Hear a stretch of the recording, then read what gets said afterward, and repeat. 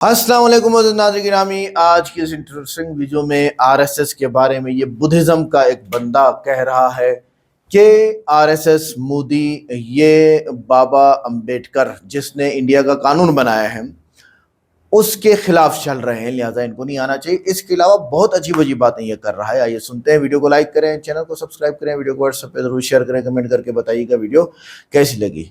Video के and पे मैं कुछ बातें ऐसी लेके आया हूं जो आप देखिए, मैं नरेंद्र मोदी का कोई पर्सनल दुश्मन तो हूं नहीं, और मैं देश में नरेंद्र मोदी हटाओ ये कैंपेन भी नहीं चलाता। मैं इस बात में विश्वास ही नहीं रखता कि नरेंद्र मोदी हटाओ। एक मोदी हटाओगे दूसरा बिठा देंगे, दूसरा हटाएंगे तीसरा बिठा देंगे। इसलिए हमको नरेंद्र मोदी को हटाने की कोशिश नहीं करनी है। मोदी जिस फैक्ट्री से तैयार होता है उस फैक्ट्री आरएसएस को हटाने की कोशिश करनी चाहिए। इस देश से आरएसएस को हटाना चाहिए। अमेरिका में कल परसों बात हुई है, वहां के लोगों ने कहा है कि आरएसएस टेररिस्ट ऑर्गेनाइजेशन है, आतंकवादी संगठन है। यह बात कौन कर रहा है? यूनाइटेड नेशन में हो रही है, और हम लोग उनकी बातों पर देश चला रहे हैं। मोहन भागवत कहेगा कि आरक्षण पे चर्चा होनी चाहिए, मोहन भागवत कहेगा तो उसके ऊपर चर्चा हो रही है। हम लोगों को तो सबसे पहले मांग ये करनी चाहिए कि इस देश में जो भाईचारा बना है, एससी के लोग, ओबीसी के लोग, एसटी के लोग, मुस्लिम हो, क्रिश्चियन हो, आपस में भाईचारा के माध्यम से इस देश में शांति से रह रहे हैं। ये मोहन भागवत स्टेटमेंट कर देता है, हम लोगों में दंगे निर्माण होते हैं। इसलिए इस देश के सुरक्षा के लिए मोहन भागवत को रासुका लगाकर जेल में डालना चाहिए। भाई, ये आदमी खतरनाक है देश की सुरक्षा के लिए। कुछ भी बोल देता है और देश उसके ऊपर काम करता है। तो हम लोगों को यह मांग करनी होगी, आज हम लोगों को यह संकल्प लेकर जाना होगा। देखो, बाबा साहब ने घोषणा की मैं भारत बौद्धमय करूंगा। आज बौद्धमय भारत की परिस्थिति क्या है पता है? भारत में बौद्धों की ऑन रिकॉर्ड संख्या है 0.6%। बाबा साहब ने जाते जाते हम लोगों को जो बौद्ध धर्म दिया, क्या व्यवस्था देकर गए पता है आप लोगों को? 1950 में बाबा साहब अंबेडकर पहली बार वर्ल्ड फेलोशिप ऑफ बुद्धिस्ट के कॉन्फ्रेंस में गए। 28 देशों के प्रतिनिधि उसमें थे। 1954 में बाबा साहब तीसरी वर्ल्ड फेलोशिप ऑफ बुद्धिस्ट के कॉन्फ्रेंस में गए। 54 कंट्रीज के रिप्रेजेंटेटिव्स, प्रेसिडेंट्स, राष्ट्रपति, सीएम, प्राइम मिनिस्टर उस कॉन्फ्रेंस में थे। 1956 में बाबा साहब चौथी वर्ल्ड फेलोशिप ऑफ बुद्धिस्ट की कॉन्फ्रेंस में गए। आज बाबा साहब अंबेडकर जी ने हमको 125 देशों के साथ जोड़ रखा है। 125 देश, 125 देशों के साथ बाबा साहब ने हमको जोड़ रखा है। हमको ये बात ही पता नहीं। हमारे यहां पर उना कांड होता है, हमारे यहां पर गुजरात में लोगों को पीटा जाता है, हम लोग वहीं पर आंदोलन कर रहे हैं। हम लोग खुद को दलित बता रहे हैं। यह दलित शब्द भारत के बाहर कहीं नहीं है। श्रीलंका में आप जाओ और पूछो दलित यहां कहां रहता है, वो कहेंगे what do you mean by Dalit. Japan में जाओ, यहां पर दलितों की बस्ती कहां पर है पूछो। चाइना में जाके पूछो यहां पर दलित कॉलोनी कहां पर है, दलित सोसाइटी कहां पर है। अरे आज हम लोग यहां पर संकल्प दिन पर आए हैं, हमको भी कुछ संकल्प आज लेने चाहिए। हमको और एक संकल्प यहां से लेकर जाना है कि हम लोग इसके आगे दलित शब्द का उपयोग कभी नहीं करेंगे। हम बौद्ध हैं और बौद्ध ही हम खुद को लगाएंगे। उना के लोगों को मारा जाता है, पीटा जाता है, नाम आता है दलितों को पीटा गया। यूनाइटेड नेशन तक ये बात गई है, कोई मदद को नहीं आया कोई मदद के लिए, क्योंकि भारत के बाहर दलितों की कोई देश नहीं है, दलितों का कोई व्यवस्था नहीं है। यही लोग अगर बौद्ध होते हैं तो इन बौद्धों का जागतिक स्तर पर आवाज उठाने का काम मैं अपने मन से करूंगा। इतनी गवाही मैं आज आपको देता हूं, और यह काम मैंने किया। मैं सिर्फ घोषणा नहीं कर रहा। बाबा साहब अंबेडकर जी के स्टैच्यू को तमिलनाडु में दिन दहाड़े तलवार से तोड़ा गया। आप लोगों ने वीडियो देखा होगा। सभी लोग व्हाट्सएप पर फॉरवर्ड कर रहे थे, निंदा कर रहे थे, लेकिन मैंने व्हाट्सएप पे कोई प्रतिक्रिया नहीं दी, फेसबुक पे कोई प्रतिक्रिया नहीं दी। जो 3 वीडियोस मुझे मिले, कोई तलवार से तोड़ रहा है, कोई बाबा साहब की मूर्ति की विटंबना कर रहा है, दिन दहाड़े पुलिस वाले भी देख रहे हैं, ये सारे वीडियो उठाए और यूनाइटेड नेशंस को भेज दिए। यूनाइटेड नेशन को लेटर के साथ भेज दिया कि देखो डॉक्टर बाबा साहब अंबेडकर जी ने इस देश में बौद्ध धर्म का पुनर्जीवन यहां पर पुनर्स्थापन किया है। उन बोधिसत्व बाबा साहब अंबेडकर जी की मूर्ति को किस तरह से आरएसएस के लोग तोड़ रहे हैं, हमारी मदद कीजिए। यूनाइटेड नेशन ने मुझे रिप्लाई भेजा और कहा आप आपकी बात विस्तार से हमारे सामने रखिए कि क्या बौद्धों के ऊपर वहां पर हो रहा है। और इसलिए बाबा साहब ने जो व्यवस्था हमारे हाथ में दी है, क्या व्यवस्था है पता है?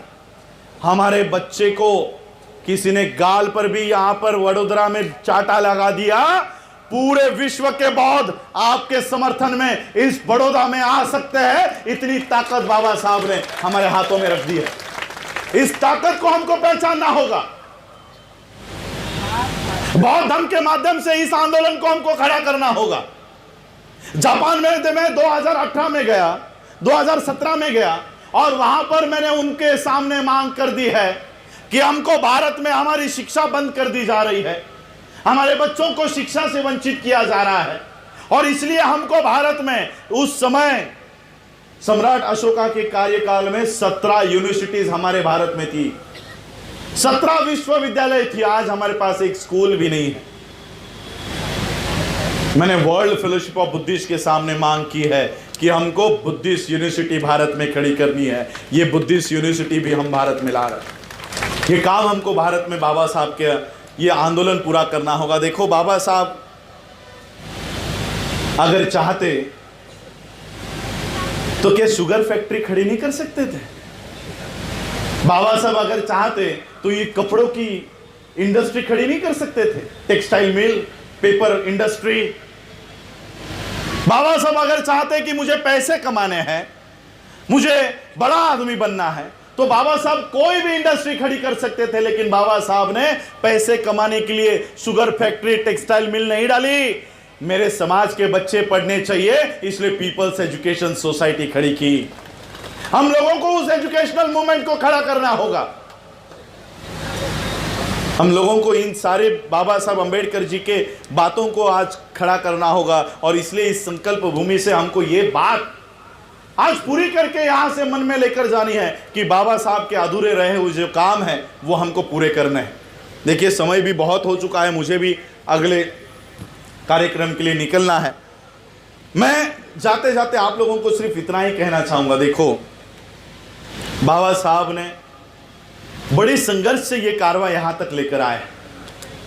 बाबा साहब की आर्थिक हालात नहीं थी, बाबा साहब की शारीरिक परिस्थिति नहीं थी। 4 बच्चे बाबा साहब ने इस जमीन में दफना कर बाबा साहब ने ये मूवमेंट खड़ी की है। बाबा साहब की आखिरी दिनों में उनकी बहुत इच्छा थी कि मेरे इस कारवां को मेरा ये समाज आगे बढ़ाए।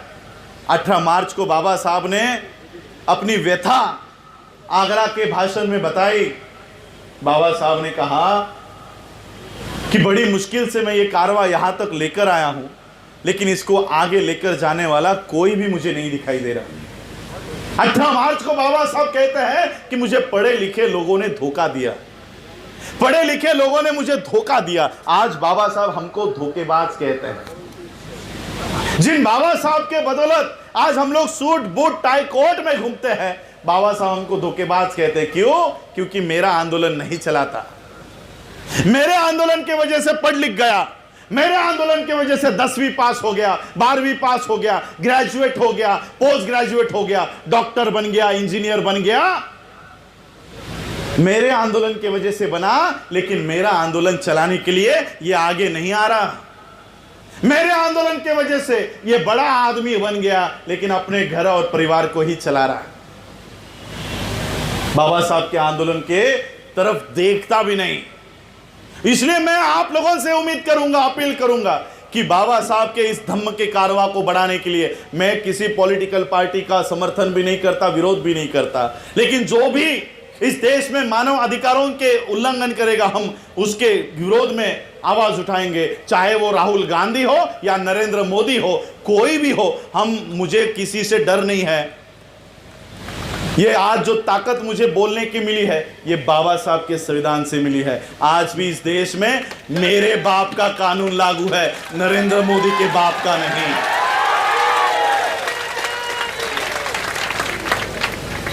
और इसलिए हमको बाबा साहब के मूवमेंट को आगे बढ़ाने के लिए आना चाहिए, बाबा साहब के धम्म के कारवा को बढ़ाने के लिए आना चाहिए। आप लोगों में, बनते जी ने कहा कि हम लोगों में फ्रैक्शंस है, अलग अलग पार्टियों में हम लोग बटे हैं, अलग अलग पार्टियों में बटे हैं। देखो आरएसएस के लोग सभी पार्टियों में हैं।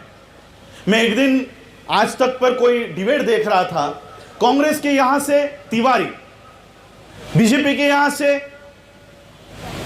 त्रिपाठी, वो सीपीआई के यहां से कुलकर्णी, और आम आदमी पार्टी के यहां से देश पांडे, सभी ब्राह्मण अलग अलग पार्टियों से चर्चा में बैठे हैं। अगर आरएसएस के लोग सभी पार्टियों में हैं, लेकिन वो अपने ब्राह्मणवाद के लिए एक होकर काम करते हैं, तो मैं आप लोगों को पूछता हूं, आप लोग अपने अपने अलग अलग पार्टियों में होने के बाद आप लोग आपस में मनमुटाव क्यों रखते हो?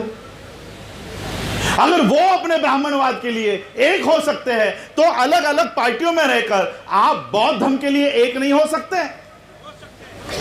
जिस तरह से आप लोग विहार में जाते हो, बौद्ध विहार में जाते हो, अपने चप्पल जूते बाहर रखते हो, मैं आपसे अपील करूंगा, इस बौद्ध धर्म के मूवमेंट में आते हुए अपने अपने पार्टियां बाहर रखो और बौद्ध बन के एक आओ, एक होकर लड़ो। बाबा साहब के इस बौद्ध धर्म के मूवमेंट को हमको आगे बढ़ाना है। पॉलिटिक्स तो इन लोगों ने हमारा खत्म कर दिया।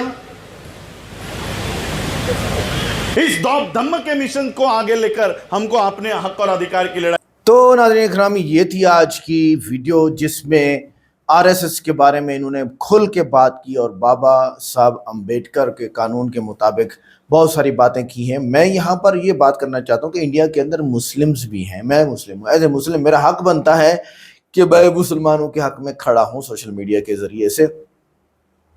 तो ये बात खुलकर कम बोली जाती है कि आरएसएस अपना एक मखसूस कल्चर मॉडल पूरे भारत में खामोशी से मुसल्लत करना चाहती है। लोग नहीं बोलते हैं, वो खामोशी से अपना कल्चर और अपना मॉडल मुसल्लत करना चाहते हैं। बहुत से लोग महसूस करते हैं कि इससे मुतनव्वे शनाख्तें यानी मुख्तलिफ लोग खुद को दबाव महसूस करेंगे। ठीक है, अच्छा आगे क्या है, लोग आमतौर पर बात नहीं करते, मगर एक तासुर ये बनता है कि तरबियत याफ्ता कैडर्स, अफसरशाही, पुलिस और आरएसएस एजुकेशन सिस्टम में खामोश असर रखते हैं। इस वक्त भी एजुकेशन सिस्टम में यह एहसास अवाम को लगता है कि इदारों की गैर जानिबदारी को कम हो रही है। अब बताइए यहाँ क्या होगा? एजुकेशन में सिर्फ उन्हीं की चलेगी और गलत पढ़ाई होगी, तरक्की कहाँ होगी? भाई ऐसे काम करो जिनसे दोनों फरीकों को, तीनों फरीकों को फ़ायदा हो, चाहे वो हिंदू है, चाहे वो मुस्लिम है, चाहे वो सिख है, चाहे वो सियासतदान है, सबको इस चीज़ का फ़ायदा होना चाहिए। आगे ये बात मीडिया में कम चर्चे में होती है कि आरएसएस की सोच एक कल्चर, एक शनाख्त और एक कौम को स्टेटस को टूटने का खतरा अवाम में बेचैनी पैदा करता है। ख़ास तौर पर तामिल्स, बांग्लादेशी, पंजाबी और बहुत सारे ऐसे हैं लोग जिनको महसूस होता है कि हमारे साथ बुरा हो रहा है। क्यों? ना तो तालीम मिलती है इनको, और जो एजुकेशन नहीं मिलता, और ना ही इनको आगे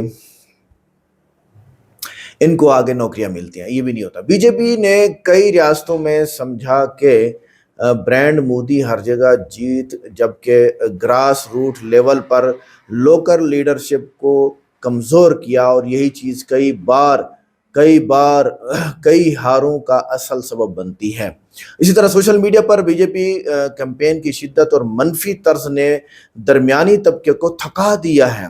लोग महसूस करने लगे कि हमेशा सियासी जंग चल रही है, अमली काम कोई भी नहीं हो रहा। मैं कल परसों एक वीडियो देख रहा था इंडिया की, तो कह रहे जी, पूछ रहे उससे, ये रोड आपने कितना अच्छा बनाया? उन्होंने कहा बिल्कुल अच्छा बनाया है, और अब क्या करेंगे? कहा तोड़ेंगे वापस इसको। क्यों तोड़ेंगे भाई? गैस पाइपलाइन बिछाने का ऑर्डर आ गया है। वो उसने कहा फिर रोड तोड़ देंगे आप, तो दोबारा कैसे, दोबारा टेंडर बोलेगा, दोबारा बनाएंगे। अच्छा फिर क्या करेंगे, उन्होंने कहा फिर क्या करेंगे, फिर गैस का पाइपलाइन का ऑर्डर आ जाएगा, फिर तोड़ेंगे रोड को। यूं बेड़ा गर्क है इंडियन अवाम का, पीपल का। और ये बहुत सारे दुनिया के बहुत सारे ममालिक में इस तरह बेड़ा गर्क है ही है। कम अज कम यूं समझ लें कि इंडिया तो बर्बाद हो गया इसमें, और चाइना इसमें तरक्की कर गया, उसने तो जिंदा लोग आग में डाल दिए जो इस तरह करेंगे। नहीं, रोड उस वक्त बनेगा जब आवाम की ज़रूरियात, बिजली पीछे नीचे बिछ जाएगी, इंटरनेट बिछ जाएगा, गैस पाइपलाइन बिछ जाएगी, नाला निकासी आप पानी का सिलसिला बन जाएगा, गैस का सिलसिला बन जाएगा। गैस मेरे ख्याल से वहाँ पर है ही नहीं, बिजली पे खाना पकाओ या सिलेंडर ले आओ, बस सिस्टम ही उन्होंने बना दिया ऐसा। आवाम को सहूलत सहूलत सहूलत, ऐसी सहूलत दे के रखी है। काफिर हैं, हालांकि गैर मुस्लिम है, हिंदू हैं, एथियस्ट हैं, लेकिन उन्होंने ऐसी सहूलत दिया। कैसे दिया? तिजारत करके और पूरी दुनिया के लिए चीज़ें बना के। मैं उस दिन मैं वीडियो देख रहा था कि चाइना जो था सैमसंग गैलेक्सी S20 अल्ट्रा या S20 था या 21 अल्ट्रा था, सिर्फ $10 में तैयार करता है और वो जाके बिकते हैं $1200 में। इतना बड़ा प्रॉफिट, ये कोई छोटी बात नहीं थी। और वो इदारे का बंदा बात कर रहा था। अच्छा $10 ना लगाए, $100 लगा दे, $1100 प्रॉफिट में जाके वो चीज़ बिकती है पूरी दुनिया में। बताओ क्या प्रॉफिट है चाइना का। क्यों? क्योंकि उस जैसी चीज़ फिर बना कोई नहीं सकता। आप मेरी वीडियो देख रहे हैं ना, तो सैमसंग गैलेक्सी S21 अल्ट्रा से ये रिकॉर्ड हो रही है। तो अब बताएं, इंडिया बना सकता है? आओ उसको बोलो आज ये बना के देखा इंडिया। नहीं, 24 करोड़ मोबाइल चाइना ने 2024 में बेचे हैं। किधर बैठे हो आप?